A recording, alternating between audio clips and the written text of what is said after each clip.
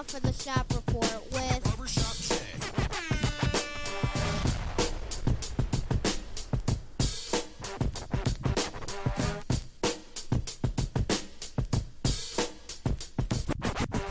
What up, sports fans? Welcome to the Shop Report.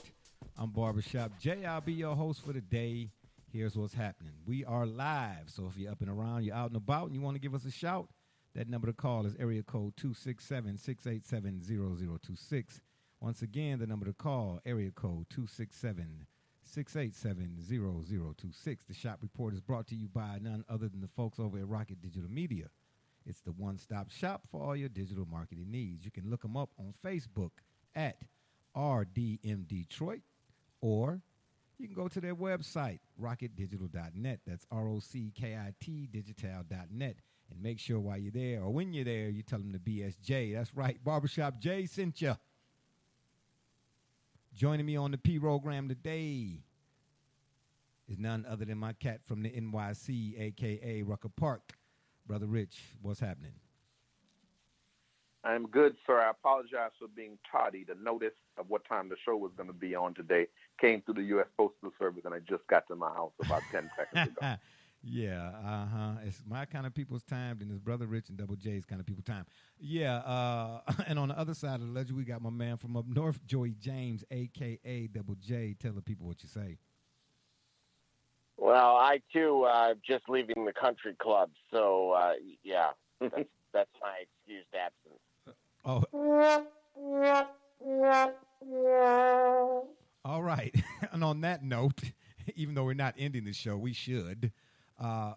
Before we get into today's topics, which, of course, we all know by now, as I put it out there, 5 burning questions, I'd like to read a piece that a young lady who used to come in the barbershop, Brother Rich, with Frank Wiley, who unfortunately is no longer here in Cleveland at News Channel 5. He's down in Tampa, Florida. Congrats to my man, Frank Wiley. But he used to do a piece or 2 or 3 every now and again, sports-related, of course. He would bring the camera crews and so on and so forth to the barbershop or whatnot. And he brought this young lady one time. Her name, she goes by the name, she's on Facebook, she goes by the name of Nail. Well, I just know her as Nail. But she's done a lot of work. She's a younger lady. I don't know what her age is, and it's not polite to ask a woman her age, of course. But she's done a lot of work here in the community for Cleveland. And as you all know, sports, and not you, Brother Richard Double J, but I'm saying this to the listeners, as you all know, sports talk is definitely the primary topics of discussion here. But every now and again, we add in or try to implement some social and political commentary. And I say that because we are realists here, my host, co-host, and I, and you cannot escape the reality of what's taking place in this country, okay? People say, let's stick to sports, leave the politics out of it. When you're dealing with people, I don't see how you can separate the two, okay? So while, again, we will get to our 5 burning questions, excuse me, the young lady, Nell, posted something to Facebook in regards to here we go again, most recent interaction between the police and African-American, okay? From my understanding, I didn't get the whole details of what's been going on here, but apparently the officer didn't realize the gun from the taser and whatever the case may be. I mean, at this point, I'm not buying none of it, okay? She wrote a piece that I'd like to read and, get you all's response before we get into some of our main action. So if you bear with me here, I'd like to pull it up, okay? And when she wrote the piece, of course, obviously, she and I are Facebook friends, but she wrote the piece, and I just thought it was so poignant, and so apropos. And she summed it up quite beautifully, I might add. And I will throw this in as well. She is a LeBron James fan. A big LeBron James fan, and you can't say nothing bad about LeBron James around her. The lady is trained in Taekwondo. Yes, I said Taekwondo. It's a combination of Taekwondo and Taibo, and you don't want no parts of that. I'm trying to tell you, say something bad about LeBron, oh boy, and she coming with it. But anyway, very intelligent young lady. Got her head on straight for sure, but she wrote this piece, and here it is. She says, how can police officers, and this, of course, is after the most recent situation regarding the authorities, how can police officers who are trained professionals constantly be excused for killing black people? I'll be completely transparent. I've applied with the Cleveland Police Department twice, most recently earlier this year. Both times I passed the civil service exam with flying colors, was in the top 100 both times, and then passed the physical with flying colors as well. She says, or goes on to say, but I couldn't go through with it. I don't have a single issue with black cops. We need more, actually. She said, I just can't do it. I just couldn't do it. Police departments all over the country are heavily laced with racism. Since the inception of this policing, racism has been a part. Look at the 1960s, not far from today, where cops openly hosed, beat, and murdered black people. And guess what? A lot of those good old boys and girls are now lieutenants, captains, mayors, senators, presidents. And she put the C and I emoji. I'd end up facing charges for insubordination and all kinds of stuff because I just can't shut up and dribble. Or I can't just shut up and dribble, excuse me. I don't have the temperament to just sit by and play my rank and allow old such and such racists to move comfortably, and while going through the process, that's pretty much what they told us. Respect rank, right or wrong, and that is the bigger problem with police departments. You can't tell me that policing, which in large part is driven by tradition, a tradition rooted in racism, or should I say here, can be reformed with these bull crap equity trainings and community meetings. In other words, the racism that you want to quote unquote say can be reformed by doing these two things, the equity trainings and community meetings. She's saying police officers are heavily protected to the point of unlawfully, I repeat, unlawfully killing black people and being able to be excused. Until the president, Congress, and the rest of those at the top take real measures to start smoking out these racists, changing legislation, allowing murderous cops to be personally responsible, criminally and civilly, for their wrongful actions, they'll keep legally murdering black people on camera in broad daylight. Brother Richard, your thoughts? Well, I don't know much what more we can add to that, Jay. A woman has said everything. We go over this every time something happens. We talk about the origin of police. There's nothing hidden about this anymore. The agenda is clear. All we do is just deny what we're looking at. Who do you believe, the truth or your lying eyes? I mean, where does it come now? Because here's the fact that we're even having to have a trial for a man who, on camera, murdered another human being. And if anybody else on the planet puts their knee on another human being's neck for 9 minutes and 20 seconds, that's murder. In any other place, anywhere in the land. And the only way you get away with that is you have a blue uniform on. You could do that just because you have a blue uniform on. You could shoot a person in the back because you have a blue uniform on. But mind you, you also know that when you do that, the only person you can do that to is the other person has to have on a uniform. And their uniform has to be their skin color. As long as you in your blue uniform kill somebody in the black uniform, preferably a black male who is linked to toxic masculinity. See, all this nonsense. We're talking about police, but when are we going to talk about Hollywood? When are we going to talk about social media wants to tell us they don't like if we say we believe we like President Trump. You'll be called a problem for that. You'll be knocked off of social media if you even the president was knocked off of social media. Anybody that looks like they support him is knocked off of social media. So, but you can do that, but you can't. You can at the same time you can't do that, but you can talk about toxic masculinity and all kind of foolishness to people on social media.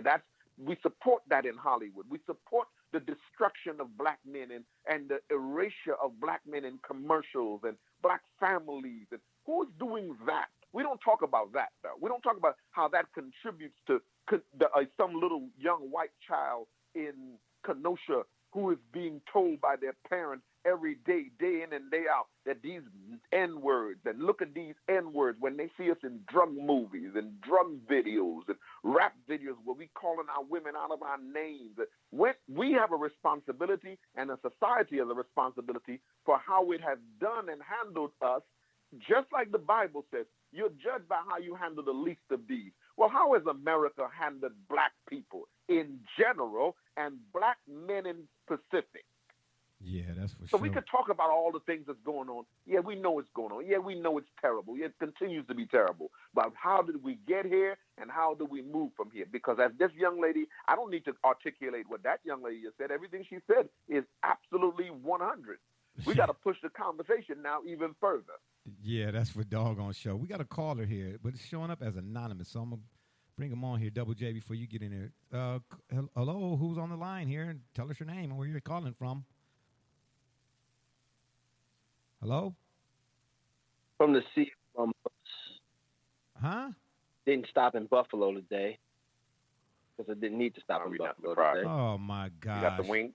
Oh, my gosh. Now, hold on. First of all, why is the call showing up as anonymous? Are you calling from the mothership? Hey, this is what we do. Man. This is what we do. Well, We're here. Well, I don't know The why question, you did. we're here. I don't know why you did it this way, because not only is it showing up as anonymous, but whatever you said at the beginning of it all, it was like click clack chatter. Nobody could hear what you said from the beginning. Ladies and gentlemen, this is That's D. okay. The important thing is that I'm Again, you're going in and out. But, ladies and gentlemen, this is D. Gully from the CL on Bus. He decided to join us, and just for that, Double J, your thoughts on what the young lady wrote here or posted to Facebook? Nail. That's my girl, by the way. Yeah, oh, absolutely. Yeah, no, right away, I'm going to answer Brother Rich's question that he posed right at the end, which is the same way as they did 400 years ago. Again, without even speaking to this situation directly, there was another situation with a member, not just a member, but a lieutenant of our very own armed forces, someone that arguably is directly responsible for our livelihood, being told to comply and listen to orders. So here we are yet again. That same song and dance. What was it? What is it? Lamb Chop that had the song that never ends. Yeah. How are we supposed to tell someone that redlining and the things that, to pass up a check, to change your family's life, but in the meantime, what you're going to be doing is going to sell out tens of thousands, hundreds of thousands, by portraying yourself in this manner so you can be deemed what we would say is socially acceptable, trying to create some kind of mental conditioning that this is what you are, who you are, or this is what you should aspire to, whether that's in your Hollywood movies or in your music. I'm going to quote a former Grand Master that because of music, we are fans of a member of the Ku Klux Klan was thrilled. This is where we're at right now. If that's not the largest wake-up call that one could possibly have, I don't know what it is. Because simply put, a lady saying, oops, I thought it was in the left pocket, not the right pocket. If this is what gets us up in arms and says we've had enough of, but don't mind the drug-dealing music, we're going to turn the blind eye on the fact that we can't see anything other than cracked out in a movie, then we're equally as guilty. We might as well have pulled that trigger. Interesting. Very, very interesting. Gully, do you want to add anything? I can't go back and read the piece, unfortunately, because not only is it's kind of lengthy, but definitely on point from beginning to end. But we do need to move along in the program. But did you hear any of what I read a minute ago? Are you there? Oh, boy, I don't know what's going on. All right. Well, Yes, can you hear me now? Yeah, we can hear you. Did you hear it? Did you? Can you hear me now? Yes. Well, Okay. Yes. Yeah, I heard your question. I heard your question.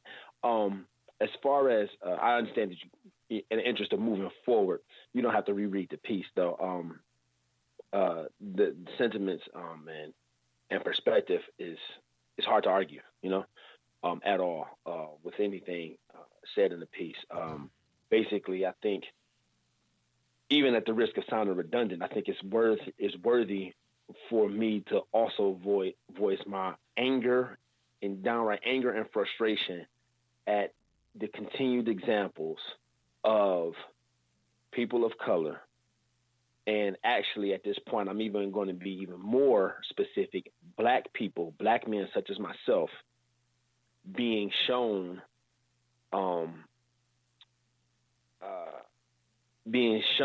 an example of how they wish to treat us. And the fact that we have to wait and vet out the abuse, in the sense of we have to wait until authorities go and do an investigation to determine just how inhumane, how racist, how bigoted, how irrational it was. We got to wait still.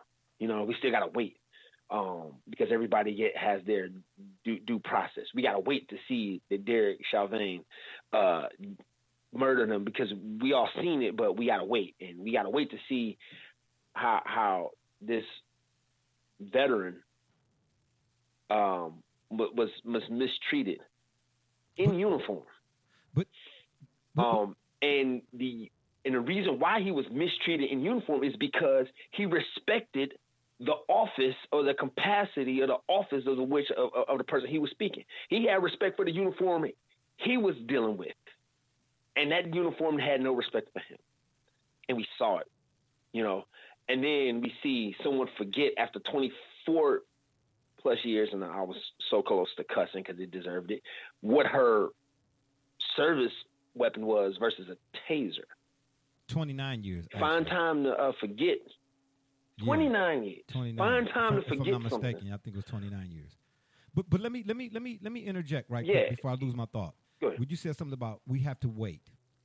And by no means what I'm about to say am I to minimize, because I am a person of color. I'm a black man. I don't even like using that term. I'm a person of color in this country, and I've experienced it time and time again. We all know the history. Yes, unfortunately, I was behind bars at one point in my life, and it's 100 times worse there. But when you say forget, here's the whole ideal. This is why I say the system is not broken. It was built this way. The whole concept of this system, those who the movers and shakers, if you would, versus the little man or the little guy, is built on you having to wait. Let me give you an example. And again, just to give you an example of you, the common man, having to wait, and why it's spread throughout this whole entire system. I'm not comparing what I'm about to say with what happened, because there is no comparison. Just the whole point of waiting. I went to a store and paid cash for an item. Got home, the item was missing a few things from the box. On the receipt, it says you have a 14-day return policy or whatnot, right? But it did not mention what they told me when I went to return the item. You're going to have to wait. We'll send you a check. What do you mean? I paid you cash. Well, our policy, it don't say that on the receipt. Do you understand? We have to wait for everything. In other words, where is it? How right is this? What are you telling me that I gave you cash money, but you telling me you can't give me cash back? I paid $19.17 or whatever the loose change was for the item. You had to open the drawer up to take my cash. You can't open the drawer up and give me $19. The whole system is designed for you to be at a disadvantage, is my point. But you want to get the advantage? Ikra. Read. I tell people all the time, willful ignorance is an affliction for which reading is the only cure.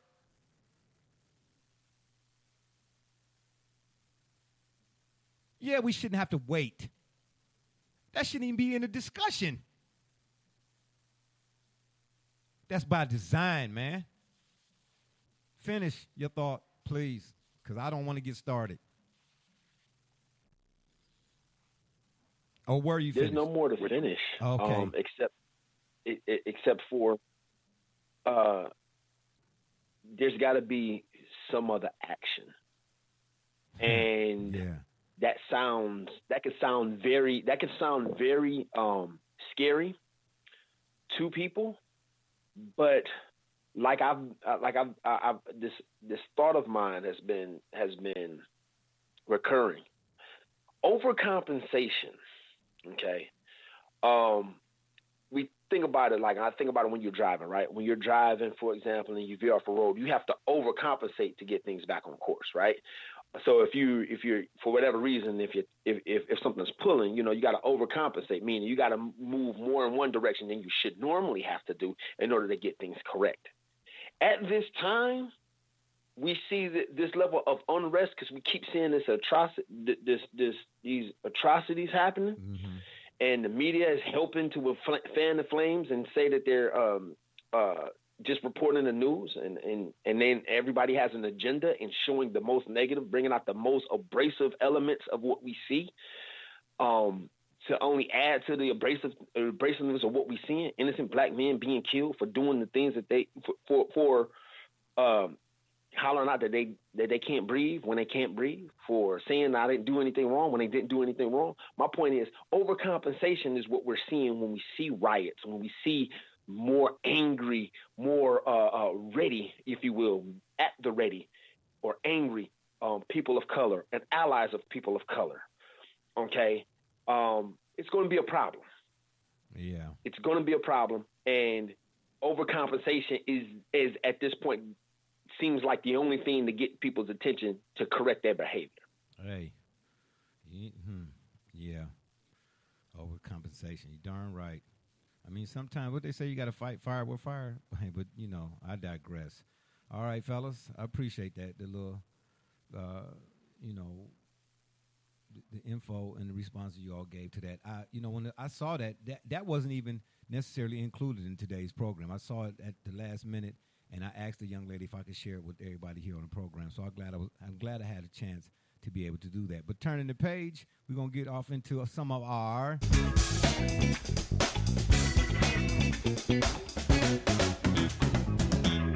5 burning questions. You ought to be ashamed of yourself. I knew you was going to say something. I just knew it. That's why I was already I had my finger on the button already. Anywho, this first one comes from the NFL. And I ask, how will the new 17-game season schedule, such and such, impact single-season records? Gully, your thoughts? Well, stating the obvious, there'll be more that will be broken. Those long-standing records, 2,000-yard rushing seasons should become a bit more common. And I think what happens is might even get a 3,000-yard season. But the small, it's like the small things become big, the little things become big. So you'll start to see the metrics, really what you're going to start to see is the contracts are going to be very, very. It's going to be very surprising how one game will drastically affect these contracts. How does that relate to what you asked me? Well, I mean, because you have more opportunity to get these metrics, or in certain cases where guys are in those sort of tricky contracts, they have more games to that a record or a stat or something like that would be at risk. You see what I'm saying? Mm-hmm. So I definitely think it's going to subtly impact records, but not so subtly, not so much that we'll be able to see it, but we'll see over time. Average yards per carry, average yards per rush, average yards per reception, what the standard is for the league. It's going to increase quite tremendously when it affects the contract level. Yeah. Double J, are you going to double down on what Gully said, or are you going to go a different way, a different route? Well, you ain't got a button for that? No, I don't have a button for that, but I got a button for this. Blue 57, blue 57, 53 is the mic, 53 is the mic, red right 88, kill. Is that good enough for you? Go ahead, Double J. All this insubordination's got to stop. You didn't know I could do that, did you? Well, yeah, you like that, huh? I thought Brother Richard was going to say dog pound, but I don't get one of them. Not really. Oh, no. Wow. It's so disrespectful. Go ahead, Double J. all right. So it means very little. Oh, did you hear what he said? Did you hear how he came in? He's like, yeah, I'm glad that's over. So, you know what I'm saying? Wow. Oh, Double J, I caught that. But go ahead.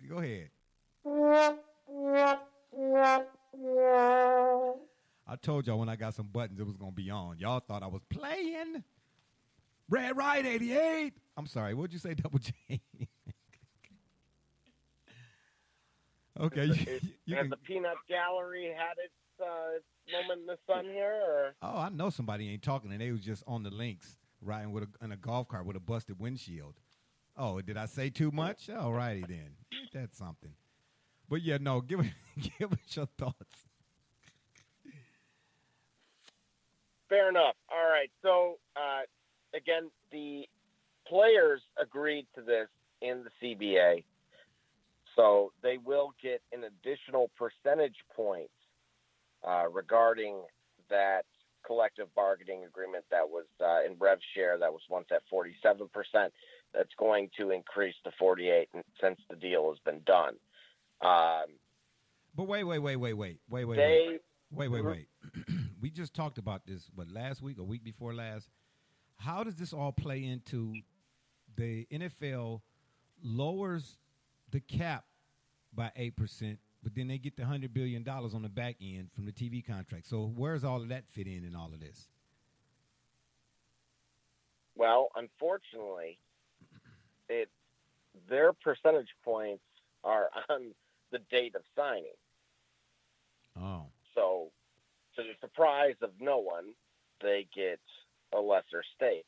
So, what you're sharing essentially is a small pizza when it was increased to a medium, and unfortunately, you just were not made aware of it. Oh, wow. Cutthroat. But again, we that's another topic for another day. When we discussed that, I wouldn't have signed anything or allowed someone to sign on my behalf until that particular, when considering the amount of interest regarding that segment of the financials to any league. It's not even just limited to the NFL. I can't believe that the players, and that's again, I don't want to go off topic here, but that's fine. Unfortunately, this is where a lot of those figureheads are also some of the most comfortable, as we've discussed in shows past, and their voices seemed to be the loudest, and that's what allowed them to get that deal done. Even though, again, there's the NFL is very good for showing, despite the league itself wanting parity, there is not a lot of parity when it comes to the breakdowns of salaries. Yeah, right. Yeah. Yeah, parity in the play, but not in the pay. Is that what you're saying? Exactly. Got you. Brother Rich, what are your thoughts on this? How will the new NFL's new 17-game schedule impact single-season records? Well, let's continue from where Double J left off and say this. The leadership, let's look at the leadership of the NFL. Historically, we know that they have not had good player leadership. We're not talking about the ownership. Gotcha. Good player leadership has been absent for the longest time. So it's no wonder they have yet been bamboozled into another contract for which all the debates, and we recall this going on in the summertime, and Double J pointed out the disparity in salaries. So you got the big money guys taking one particular view of this, but then you had some of the mid-level guys right. who didn't want any part of any struggle because they, in their life, they don't.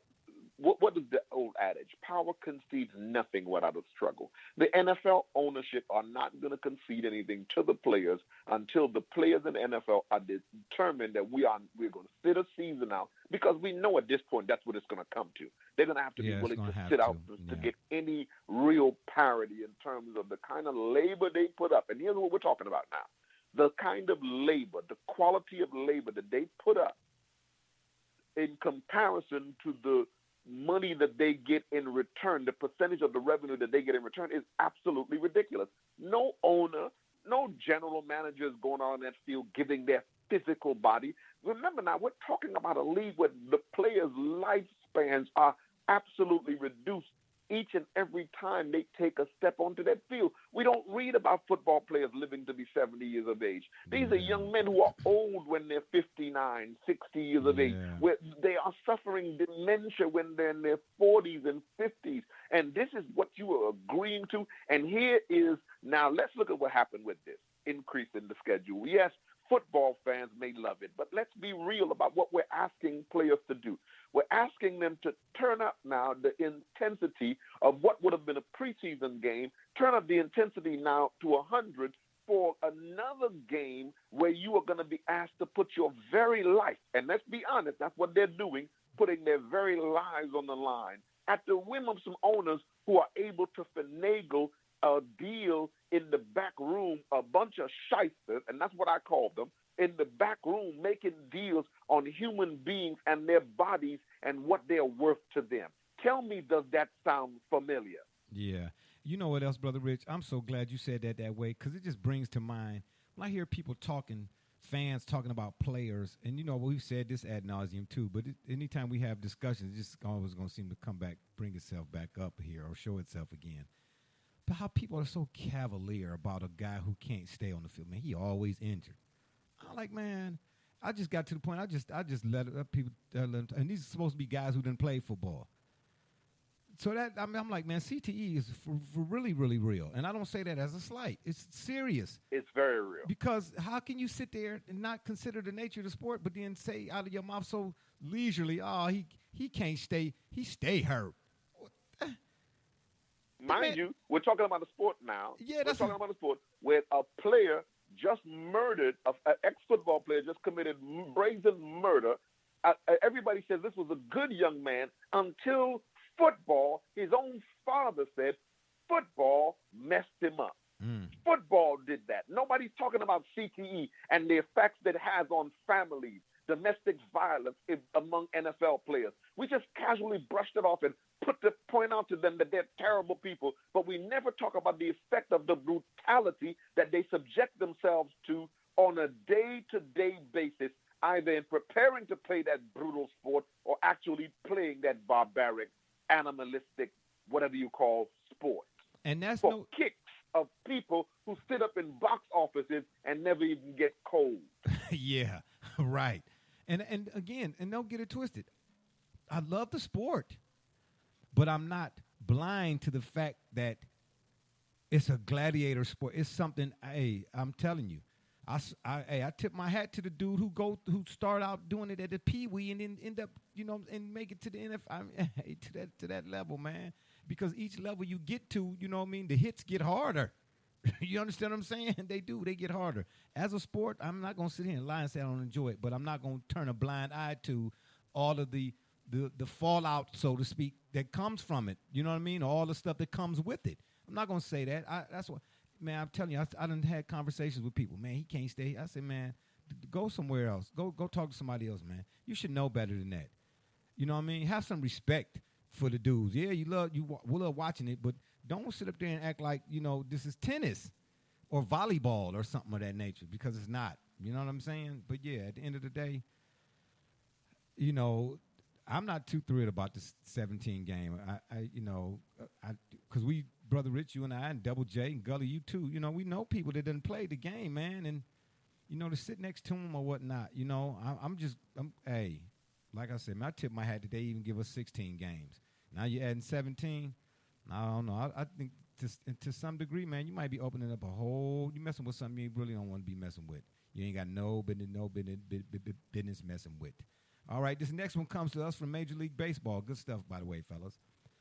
Brother Rich, we'll start with you, seeing how you're a Dodger fan. And I'm not surprised you're a Dodger fan because you've been dodging my calls lately. With the likes of Fernando Tatis Jr., who hopefully, when I wrote this, is off the IL by the time we record this show, Manny Machado, Eric Hosmer, Blake Snell, Yu Darvish, Mike Clevenger, and a host of others that I can't recall, unfortunately. What should we expect from the Padres this season? Brother Rich, what should we expect from the Padres? To be the Padres. Oh, man, stop it. To play well. No, I'm being serious. Okay, that's what I'm to play well. Uh-huh. When's the last time any team from San Diego won anything? I mean, they play well, and they just go there, right there to the edge. Kind of like Buffalo. They end up being what you expect them to be. So they're going to be the Padres, like Buffalo is Buffalo. Kind of like that. So that's what I expect from them. I expect nothing from them. That's what I expect, because they are, unfortunate for them, they're playing in the same part of the country as another team that happens to wear blue. That it's not going to happen. Okay, so wait a minute. But the Dodgers were the Padres until they just, especially with Kershaw, until they just won the World Series. Now you're being absolutely disrespectful. Now you're being absolutely disrespectful because the Dodgers go to World Series. When's the last time the Padres been there? Probably the last time the Indians been there. Does Buffalo even have a baseball team? What? Oh my God, Gully. He not circling the wagons this trip. Anyway, Double J.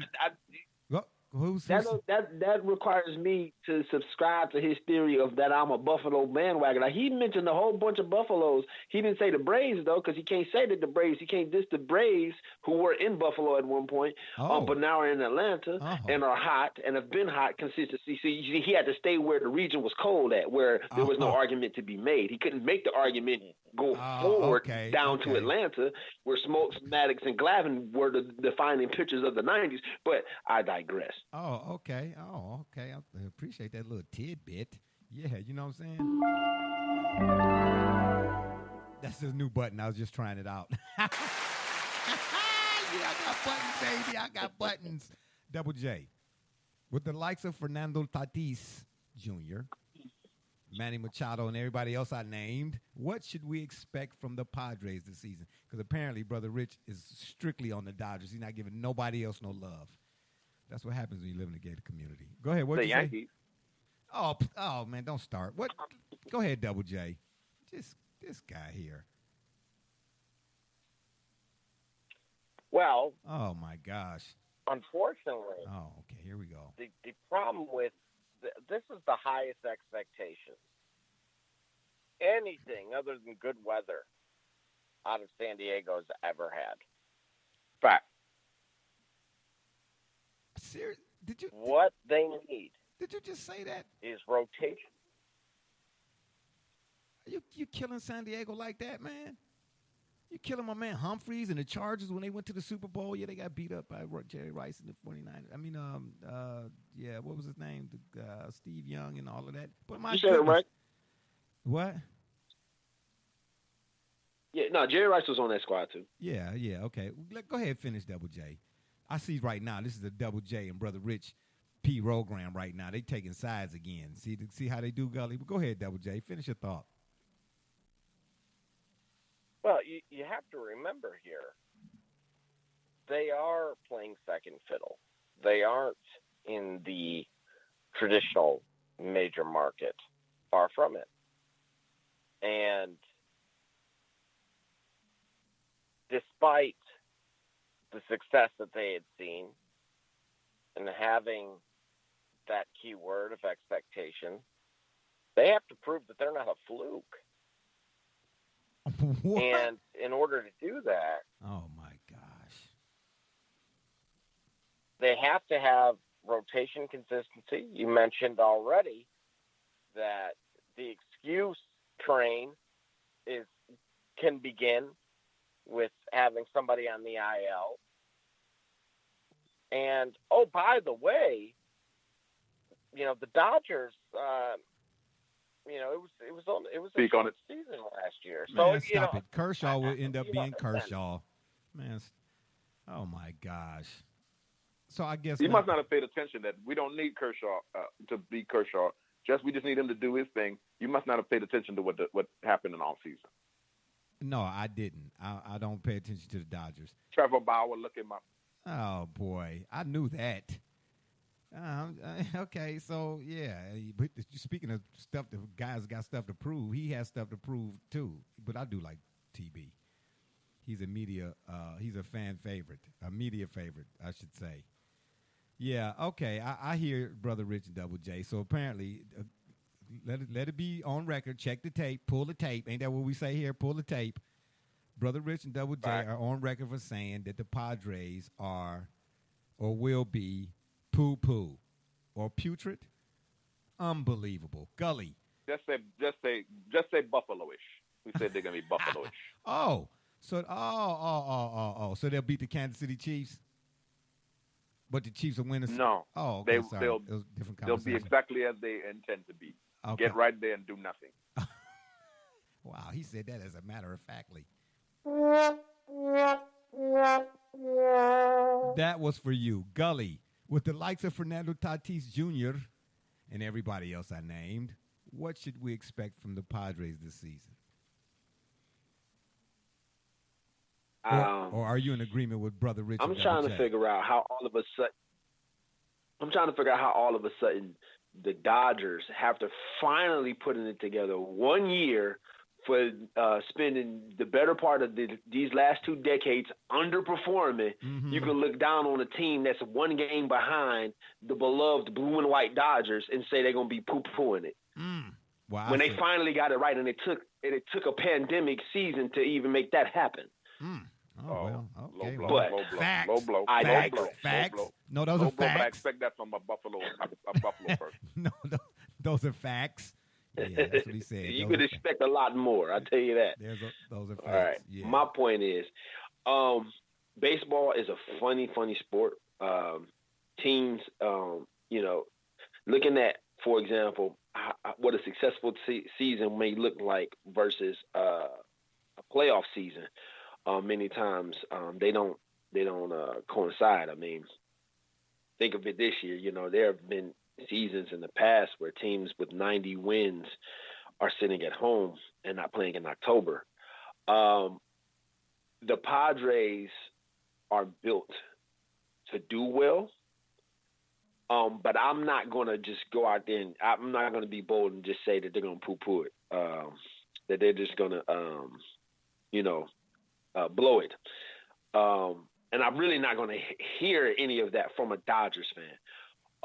So that being said, I remain optimistic. I think they have great balance in key significant positions, and barring injuries, I expect them to give other California teams, particularly in the National League, particularly in the National League West, some problems. Way to clean that up. Yeah, well, they call him the sweeper for There's a nothing reason. need to be clean. Gully, you hitting with a lot. You into boxing right now. You hitting with a lot of low blows, particularly California teams. You eliminate all the ALs. You eliminate all the Northern California. You really going with the low blows today. This must be a Buffalo. You must have some good wings when you stopped into your hometown. Yeah. I know you're not talking. Low blows is your regular. My gosh. Isn't that something the guy for throwing for low blows is calling somebody out for throwing low blows? You know what I'm saying? Hey, did you see what he did to me, Ossifer? Anyway, Shot Report is brought to you by none other than the fine folks over at Rocket Digital Media. It's the one-stop shop for all your digital marketing needs. You can look them up on Facebook at RDM Detroit or their website, rocketdigital.net. That's ROCKIT digital.net. And, of course, make sure when you're over there, you tell them the BSJ sent you. If you're up and around, you're out and about, and you want to give us a shout, that number to call is area code 267-687-0026. The number again to call, area code 267-687-0026. Boy, oh, boy, you guys are hilarious. This next one comes from us, or our third one comes to us, from the world of boxing, which you all know. I go back and forth with my people, the fine folks I got up there in the Chi-Town. I'm cat Tony Lopez and Mr. Kendall Gill. That's right, formerly of the Fighting the Lion Eye. They have a show called The Parlay. That's right, I'm giving them some love here on the Shop Report, The Parlay, and they discuss boxing almost every day. So he and I, Mr. Tony Lopez in particular, we've been going back and forth about, boxing. And my stance is boxing then gave itself a black eye. On the flip side, he comes back with, pound for pound, Canelo, and so on and so forth. So, to Mr. Lopez, if you're out there listening, Manny Pacquiao and Terrence Crawford, there are talks for these two for a showdown in June. So, Double J, I'm going to start with you. I'm asking this question. Are we as interested in seeing Manny Pacquiao and Terrence Crawford as we would be, let's say, Felix Trinidad and Winky Wright?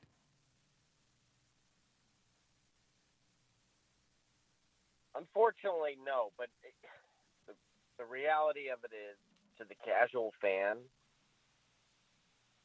that's about where we are right now. And it arguably, that pause is just the harsh reality of it sinking in that we, basically Floyd Mayweather could have came back 6-7 times by now with his traditional shenanigans in made an absolute killing, because we've waited for the fights that we had hoped for, that should have happened. And instead what we're getting is Crawford Pacquiao and being happy about it. Yeah. I can't think of who was it that said that, who was it that said that Crawford, of all people, a guy whose boxing knowledge I respect far more than Max Kellerman, or by a long shot, Teddy Atlas. He said that Crawford will beat Pacquiao into retirement. And I'm saying, how old is Manny Pacquiao now? According to the Mayan 61. calendar. He should.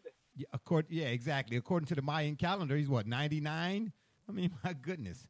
He's in shape for a 99, I tell you. But still, why? Beat him into the Chinese New Year. Come on. Exactly. That's what I said. I said, oh man, come on, Teddy. Hey, you got to be kidding me, man. Stop it. He might, of course, because Pacquiao's past his prime. But please, and I like Terrence Crawford. Don't get me wrong, because that's the guy. Me and Mr. Lopez be going back and forth on. He says Canelo's pound for pound. I said Crawford or Spence maybe pound for pound, best pound for pound right now currently. But when you get to talking Manny Pacquiao and Floyd Mayweather and all of that, Crawford can't see them guys. TC can't do that. And I'm a Crawford fan. But Brother Rich, I'm asking you. Are we as interested in seeing Manny and Crawford as we would be Felix Trinidad and Winky Wright? Unfortunately, no. And you said it to us earlier when you brought this conversation up. You talked about boxing giving itself a black eye. Well, Constantly. boxing has given itself several black eyes, and so we're looking at a sport that's trying to punch in the dark, if you will, to try to find some combination that will reignite the fire. The heavyweight division is pretty much non-existent, if you will. Oh my gosh! We're looking, as Double J said, Mayweather could have came back several times by now, but he doesn't want to put his unvarnished record on the line. Just perhaps he might get accidentally knocked out or look bad in a fight. So he prefers to do what he's doing, and we applaud him in that. But the sport itself has nothing going for it, especially when you have UFC, the rise of UFC and what it's doing. I'm not a UFC person myself, but you can't help but notice it in the stratosphere. So boxing is trying to find its soul again, and now who's going to put together these talents? Where are these young talents? They certainly must exist, but the corruption that was in boxing helped to create its demise as well. You can even look at Pacquiao coming out of retirement at such an age. There's talk of Evander Holyfield, who's reported to be somewhere in the age of 58, 59, wants to come back and box again. This is what boxing has become now. Where are the young fighters? Where are all those great fighters that I even knew that was coming up in your area, Jay? The Cleveland had a great pocket of fighters that were coming through there at one time and coming up there at one time. Oh, so speaking of which, the Mason brothers. Go right in. The Mason brothers are pretty much doing their thing right now. They're out in Vegas, I believe. So shout out to them. Yeah, all them guys, they're all young guys. They're all pretty good. But go ahead, Brother Rich, finish your thought. But yes, you're right. Cleveland. So that's it. I mean, that's it. Cleveland, boxing needs to find its soul again. Yeah, I'm glad you put it that way. Just won't do it. Because I'm going to start using that in my conversations with my cat, Mr. Lopez. Boxing needs to find its soul again. That's for darn sure. All right. Gully, did I come to you yet? We'll be more interested in Tyson at 60 than we would be with anybody else. Let's be honest. That's how bad boxing is. Well, people would pay attention, and not that I would, but people would pay attention to Mike Tyson coming out to fight, and that's sad. Yeah, that's for sure. And they did. Look at the pay-per-view buys for look at the to tag in on that one, because I'm not a fan of piggybacking anything, but that's. Again, I digress. And how unlikely is it? I actually agree with something that Brother Rich is saying today. Man, that air in Los Angeles must be. Wow. Smog. All right. Okay. So smog. I don't see how they survive it out there. I don't. Yeah. The pay-per-view buys for Tyson versus Roy Jones, that exhibition, that back in I want to say November. Late last year, showed how incredible boxing was and how pathetic boxing is, because there was no interest in any of the linear titles that went on other cards. I think Pro Boxing Champions had a card on at the same time. No one watched it, including myself. And consistently, no one watches it because it's so fragmented.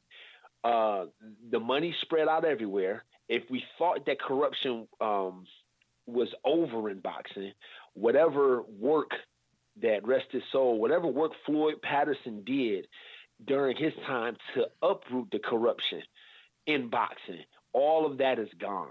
Okay, because now it's in the name of the alphabet organizations with the alphabet titles. And in the name of the alphabet organizations and the alphabet titles, there are also the alphabet promoters with the alphabet promotional networks who spread these fighters out. Why is Triple G still under contract with the same promotional network as Canelo Alvarez, but a rubber match that we all would love to see seems to elude the public. Hasn't happened yet, right? Yeah. How many times did Barrera and Morales get it on? Because they did have unfinished business, and they did it 3 times. Okay, Pacquiao and Morales. Shoot, you Gotti think about Ward. the great Arturo Gotti and Mickey Ward. Yes, right. Ward and Gotti, right? So everything is there, and our understanding of what we want to see as a public and what we would pay to see, it's already understood. Like you say, what's already understood need not be explained. And it's already understood. Big name fighters fighting in big fights. The names we know fighting the names we know. We don't care about the belts, or make them for the belts, or make the belts like the WBC just did with that stupid – sorry, I was about to slip again. that stupid belt that they made that you actually can't even fight for the belt. You actually have to petition to win the belt, and then it gets assigned to you so you can walk to the ring with some more jewelry. These trinkets that they've become. Boxing is pathetic. And the reason why boxing is pathetic is because inside of MMA, inside of UFC, particularly that organization, there's nothing in the way of the best fighters fighting the best fighters. That trash talking, ducking only lasts but so long because you'll either meet the guy or you're going to get uprooted by the next in line. Look at Conor McGregor. Look at Jorge Masvidal. Look at Nate Diaz. I don't even watch UFC nearly to the level that I would still watch boxing, and I can tell you, I can name 10 UFC fighters, and I can tell you when I've seen them fight, exactly. And I can tell you how good they are, and I can tell you how great Anderson Silva was and GSP was. I cannot name the lightweight division of champions right now in boxing. I can't name the top 5 fighters inside of De La Hoya Promotions, inside of TMT. I don't know them. It's too fragmented in boxing's fault. We rather see an old Tyson or Trinidad versus getting all the way back to your point. Only for the fact that I seen how Trinidad, got embarrassed by Winky Wright when someone dared to actually challenge Winky Wright with his awkward defensive style. The only reason why I wouldn't want to see that compared to Pacquiao, Trinidad, Pacquiao and Crawford, is because I'd already seen it. But my point is, boxing needs its best fighters to fight its best fighters, and those guys need to figure out a way to make that happen. You ain't never lie. I'm so sick of the doggone posturing and the lip service and the smack talk. I just read something, and I posted about it maybe about a week ago now, maybe less than that, where some guy got a belt because the WBC or IBF, somebody emailed, they sent the guy the email and said he had the belt. I know, it sounds preposterous. It does. I couldn't believe I was reading that. And I posted it like, seriously, this is where we at now? I get it, excuse me. I get people trying to hype it up and wanting it to be what they had envisioned or what they used to seeing. But the substance is like you said it very well. It's just gone. It's just done. I couldn't tell you who was who no more, to be honest with you. And they shouldn't be charging for fights ever again, unless it's a guy like Floyd Mayweather or and again Father Time is undefeated now. How many more years are we going to say, man? Is he coming back? You know what I'm saying? Yeah, right. Like Holyfield, he's what 94. Him and Pacquiao. Anywho. I say I do want to see the fight, but hey, if I don't see it, I won't be mad, right? All right, this next one comes to us from the NCAA Men's Basketball Championship that, of course, was just played, 75 weeks ago now? It feels like it, but it was just around the corner. But I had to ask this question because I saw something posted after the fact when Baylor's smackdown of Gonzaga. I did think Gonzaga would win, but I didn't expect them to get smacked down like that by Baylor, seeing how Baylor, of course, got the victory. But I'm asking this question. Double J, we'll start with you, of course. Was Baylor's win sparked by bulletin board material? And here's why I asked that. Baylor big man Mark Vital, if I'm pronouncing that right, I think I am, Vital, yeah, said the Bears wanted to destroy Gonzaga after learning about the Zags ordering champagne before the title game. Say it ain't so. Double J, say it ain't so. Did they order champagne? Premature? They did. And that type of arrogance is only worthy of woodshed. Taking a hard L. Yeah, a woodshed beating. Because, again, this is what happens when you play, Gonzaga is they're a mid-major by default, but sometimes they lose sight of that. When you're kind of the king of the rap, and against and I don't want to take this out on the players per se, but because we know they weren't footing that bill, right? So this one falls on the shoulders of their administration and those that ultimately called that in. Because if history has told us anything, if you're going to buy that, it should have been sent to the other team. Yeah, but wait a minute. Are those guys even old enough to be drinking? Why are they ordering champagne? Well, now keep this in mind. Is it not? Was it the non-alcoholic? Was it O'Doul's? I doubt it. It was. Who bought them the champagne? I don't know. It wasn't. Isn't that a rules violation? Oh. Aren't they student athletes? Oh, Shouldn't they not be getting gifts? Hey, wait a minute now. Again, I did call them a mid-major, so we know those guys are coming to, and that's why our host thought they were going to win. He had just played them in the Planet Fitness, about 15 minutes prior. Seriously? I got bad knees. I've had bad knees. I've been off the record for about 12 years now. Really? That's what we're going to do here? Absolutely not. Brother Rich, was the Baylor Bears win sparked by bulletin board material? Absolutely. Or did Baylor People just had say crowned Gonzaga? Okay. Absolutely. The media crowned Gonzaga. All I saw on Twitter was that it was pretty much a done deal, and everyone expected Gonzaga to win, especially when they beat UCLA in the game previous to that. People thought that was the final. That the fact that UCLA took them to the wire. Yeah. People thought this was it. Baylor was just supposed to be showing up to just for the sake that they had an opponent, but it was a formality. The conversations had all started already about when was the last team to repeat, and this was the team that was going to repeat. And after all these failures, that team Gonzaga is kind of like the Buffalo team. I don't know why we keep bringing up Buffalo, but they're kind of like the Buffalo. Well, you don't want to keep bringing it up. They just always. He ain't brought nothing up. Well, you keep bringing up Buffalo. Nothing ever happens with them.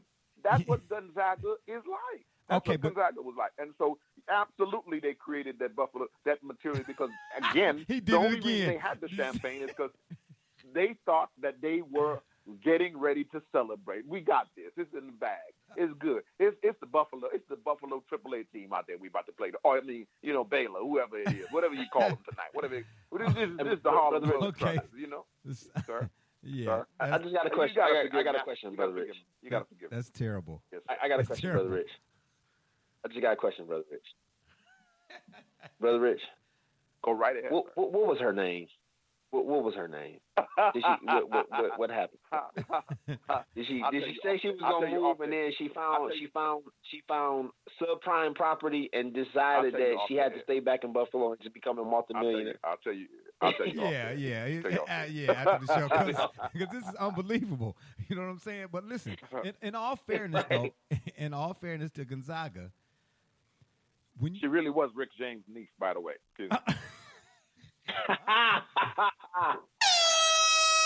All right, 24-second violation. That's what that was not. But when you're a team that close to, you're one game away from being the 8th team in NCAA history to go undefeated. That is a big deal now. I'm not sitting here saying that it didn't go to their head a little bit or whatever the case may be, but Baylor made sure that it wasn't going to be no number 8. That's all I'm saying. Yeah, Baylor made sure it went to their head and their feet and their back when they finished beating them like a rented mule all the way back to Buffalo. Here we go, the rented mule. Yeah, got you. Gully, I mean, do you have anything to add to this? Brother Rich and Double J just seem to just, knock it out of the park. You know what I mean? like Kershaw fastball. Excuse me. What'd you say? Well, I tell you like this. Everything's a low blow when it make a point, right? Exactly. He over there crying to the ref. Boy, you Adrian versus Pacquiao. Every time you Adrian Broner, I'm Marcos Maidana today. Yeah. Everything AG hit with is a low blow. You just can't even see it coming. See, you wasn't ready for this today. Say it ain't so. I'm ready. Okay, now I'm gonna tell you this. If it had been a team or a player or a persona that we would think of as historically dominant, no one would have a problem with a UCLA Bruins team with Kareem Abdul-Jabbar, okay, doing such a deed, right? We have a problem with it because, first of all, we really, I think revisionist history is really what gives us a problem with it. Because if it's a team like Gonzaga and they have already, if you think about it, they had already felt like they were already undefeated. They had already felt like they snatched victory from the jaws of defeat just the game prior. They finally got here. They were ready for it. For them to, hey, man, let's put that champagne on ice. Let's go out here and do our job. We wouldn't think nothing of it. If they had won and we found out that, hey, man, they ordered that champagne the game before, what would we say? See, that's how you know you ready. When you ready for the time, they were so ready for it, they ordered the champagne. That's kind of like, hearing the stories about Joe Montana. I want to say, was it that drive versus Cincinnati in '88 where, down a score, needing to drive the football field, he was so cool and so calm, he was ready for it. Like, why would you be calm in it? Like, how do you know you about to win when you're on the verge of losing and this team then beat you up all game and it's been rough for you, right? We only think of it as haughty, if you will, because the team lost. Really, I think the problem was they just got caught. And I think really it just needed to be, hey, man, you keep that in the back room. You let somebody know when to push the button. I really feel like, yes, bulletin board material compelled that victory to such a degree. And I feel like if you had kept your mouth shut, like you say, you flashing for the gram, had you kept your moves silent, keep your moves silent, you wouldn't have had that. And I think composure would have been drastically different. Still would have made for a tough match. Still would have meant that Gonzaga may have lost. But I definitely think knowing that the team was so prepared to beat you that they ordered champagne for your impending doom definitely motivates me to change that result. Well, like my man Bruce Lee once said, and I'm saying this to Gonzaga, never take your eyes off your opponent. To the moon. Rented mules. To the moon. Because that's what happened. Gonzaga thought they had it in the bag. I told you, it happened to me on my levels. Now, I never played an NCAA championship, but I did play in a few championship games, on the recreation side. And the first one I played in, well, not the first one, but one of the ones I played in, I hit the 2 free throws to send us to the championship. And we were so overwhelmed, I guess, or I don't know, so overly excited about winning that we never really prepared like we should have, as we did throughout the playoffs. When we got to the tournament, it's like, oh, we got there, and we were that was it. And we got our mouths tore out. That was the worst game I ever played. I think I had 47 turnovers in that game. However many in that game, I had extra ones for the next game that I was going to play and hadn't even played yet. So, yeah, to the moon. You can't overlook nobody, man. And Baylor was probably already ready to kick somebody's teeth in. But then when that happened, they was like, oh, yeah, we getting ready to kick teeth and make you walk home in your underwear. And that's exactly what happened. Because from start to finish, boy, Baylor did what Baylor's supposed to do. They got after it. Oh, and to that San Francisco 49ers Joe Montana drive thing, yeah, Gully, if I can find it, I'm going to look for it, actually. I might not have it. I'm not sure. I'm going to find a Sports Illustrated. I still have that, I think. But anyway, in the huddle on that drive, or prior to the drive, when the 49ers came out, Jesse Sapolu, I think he was the center or the left guard. Number 61 was his number. He might have been the center. Excuse me. He said in the huddle, when the 49ers got there, they were like, man, we about to lose. He said every player in the huddle, even though they had went through the whole season with Joe now, they know who Joe is. They know what he is. But in that moment, they felt like, man, they was about to take this L because the Bengals was tough with Fulcher and all of them guys. Not Fulcher, Ken Anderson and all. They was tough. He said Joe got in the huddle, man. He was like, Joe, man, what we gonna do? Oh man, we about to. And they was all. Joe said, look. Be quiet. He said Joe got in the huddle and was like, man, who paying for dinner? Break on 3. Joe said, man, I got this. Brother Rich, you probably can tell the story a little bit better than me, seeing how he's your next door neighbor. Oh, I said too much. Stop Sorry it. about that. I know we can say this about Jordan. The people that can say that kind of thing are the Joe Montanas, are the Jordans, are the Kobe's, rest in peace. Because you have to have some kind of track record. You can't be the Buffalo Bills telling me we got it, we good. You've been there 4 times. You 4. Okay, so what if it had been the Browns in the Super Bowl? Buffalo Bills never said that, brother. That's what I'm saying. If the Browns. Oh, now he can. They couldn't be in a position. I can say this like this. Here's how I'm What? Are you serious? Here's why I'm saying. Let me ask you a We're question. watching the Browns be built. We're watching them overcome hurdle after hurdle. We didn't watch that with no Gonzaga. We didn't watch that with the team that you're talking about. We didn't watch that with Buffalo. We didn't watch that with Buffalo. We didn't watch that. How did we watch it with Buffalo? I can't speak for Buffalo. I can't speak for Buffalo. I'm not speaking for Buffalo. I'm speaking championship game. Listen, I'm just trying to figure that out. I just want to know. The Buffalo Bills. Listen, I'm gonna keep it alone. Who was in the AFC Championship game? The Buffalo Bills, sir. The Buffalo Bills. Okay, and how did the Buffalo Bills get there? How did they get there? They won, sir. What did they do? They won. They got there. Exactly. How did they win? Okay, we played to win the championship. How did they win? Gully. We played to win the championship. Gully. Not for Let y'all. it go. Y'all been there. Let it go. Oh, now he Herm Edwards. Yeah. We played. How my man said? We played to win the title. Yeah. Okay. You played to win the game. Yeah, got you. We played to win the game. He gonna find any reason to be like, hey man, what you have for dinner? I ain't had no buffalo steaks. I don't care about the Buffalo Bills. You know what I'm saying? He gonna find any reason to mention the Buffalo Bills. Like, hey man, where you going? I'm about to go to the car dealership. You ain't going to the one in Buffalo, is you? Don't go to the car dealership in Buffalo. All them suckers is trash. He gonna find any reason to trash the Buffalo Bills. And why? They ain't did nothing to Brother Rich. You know what I'm saying? He is this guy here, man. Okay, can we get to our last one, please? Our last question of the day. And this comes from NCAA football. I'm surprised Double J didn't chime in on all that action. Probably still a little over the top from his golf outing. But, yeah. He's coming up with stats to support Brother Rich on why Buffalo was overrated. I already know I got you. Okay. I know how okay. Oh, I got you. Okay. Look, they texted right now. He like, listen, and when Gully says, bring up this, in the third quarters of situations when that game was on Thursday, Buffalo actually averages 3.4 yards less per attempt than the Cleveland Browns do in the same condition with the same field. I already know how I go. Got you. So, in the snow of Buffalo. But our last question for the show today, boy, is Mel Tucker.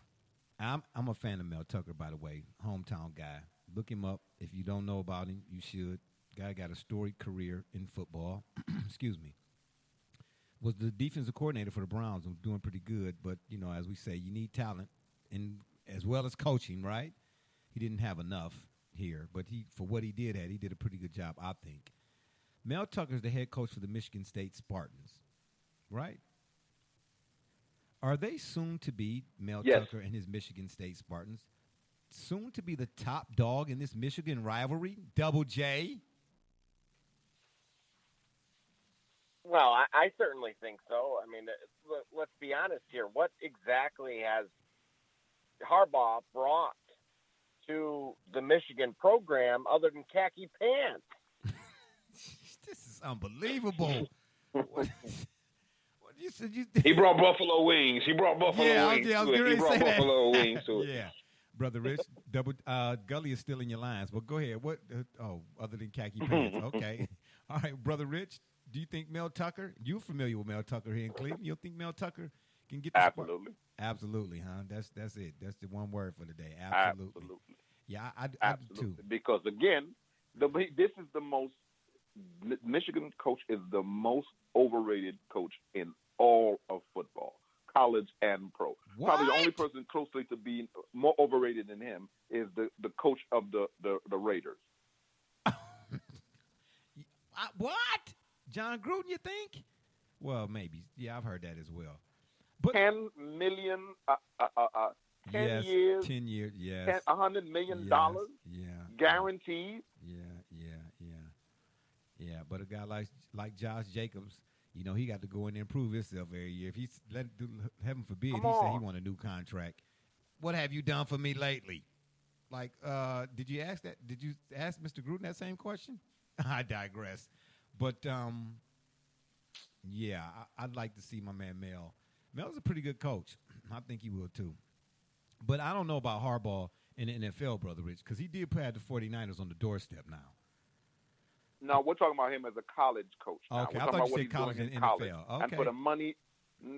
And for the money he's making as a college coach, for the program he has, for the talent pool he has access to, Michigan can get any player in the country that they want. And for what he has access to, and for what the pedigree that everyone thought he was going to bring to that program, that is abject failure. They're in poverty they have the biggest stadium in the country.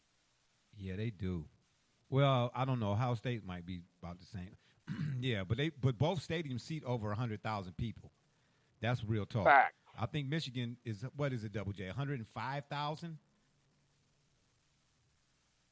Do you know that? A little bit more than that. Is it? Maybe. Okay, yeah. Mm-hmm. Oh, and as an interesting tidbit or interesting note, once upon a time, do you know the Cleveland Browns, Brother Rich, Double J, your Cleveland Browns Municipal Stadium sat the most people for NFL or professional stadium? For NFL stadium, for sure. Never knew that. Yeah, municipal. I think it sat over. You a Browns fan? You never knew that. Yeah, okay, because that's Gully. Bet you know how many seats they have in Buffalo, don't you? Yeah, Absolutely. Yeah. If I'm not mistaken, I think municipal could seat either 81,000. Was it 81? I was going to see either 79,800 or 80,000 was I was getting ready to say. 81,000 is what municipal could seat. Double J. That's correct. Yeah, it was the largest. No other NFL stadium at that time, and I don't think since. Well, maybe. Oh boy, I'll walk right into that. Dallas, say your team. Call your team. That's exactly the Dallas Cowboys. Trust me, you are already going to be next in the line of fire in this subject. You are already going to get it in this subject today. Word is born. You was already going to get it on this one because you already told me you're picking on Buffalo. You're picking okay, let's see, can I switch it up? I was already going to give it to you. So go ahead and give it to yourself and then ring the bell after you do, buddy.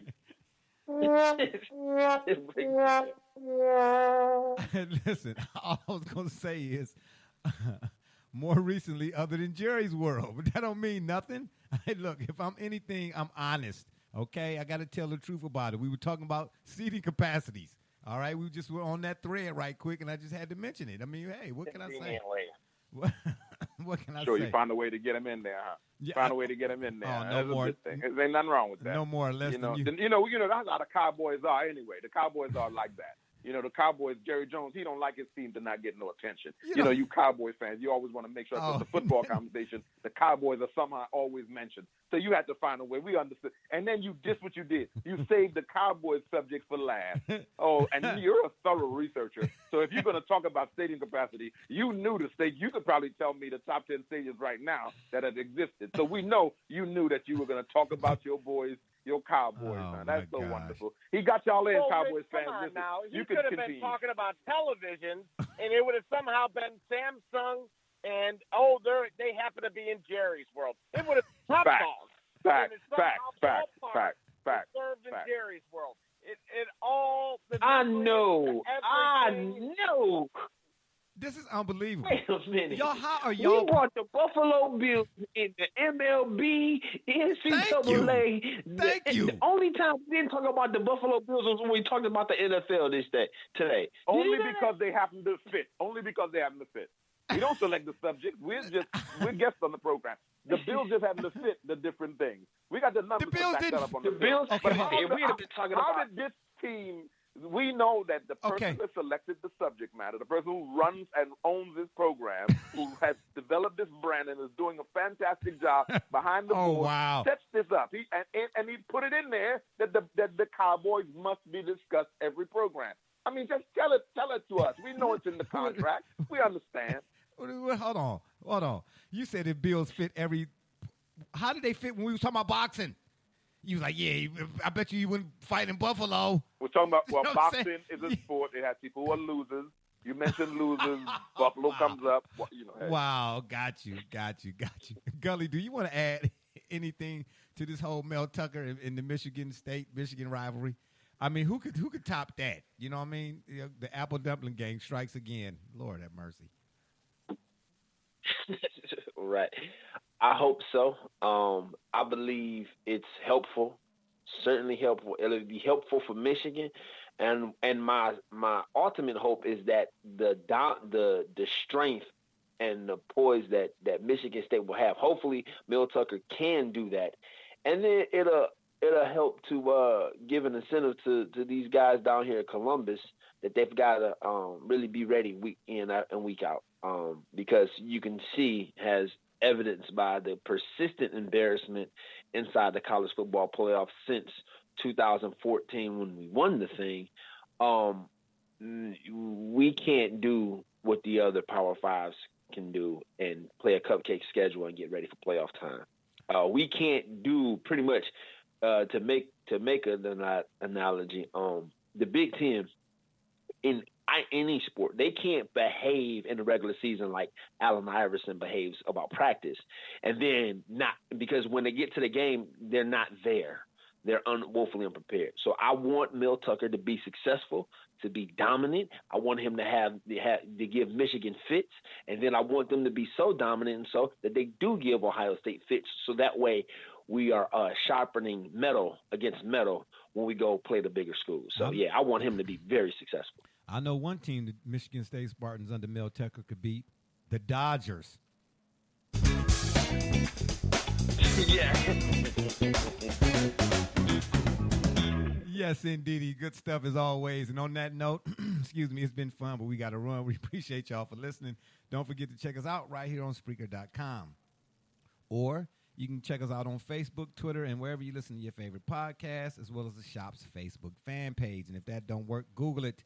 For my mans, B Rich, Double J, D Gully, and all those who follow and support us, we say thank you. I'm Barbershop Jay, and you've been listening to the Shop Report. Oh, and remember, the next time y'all want to know what's really going on, come to the shop. Walk-ins are always welcome. Holla!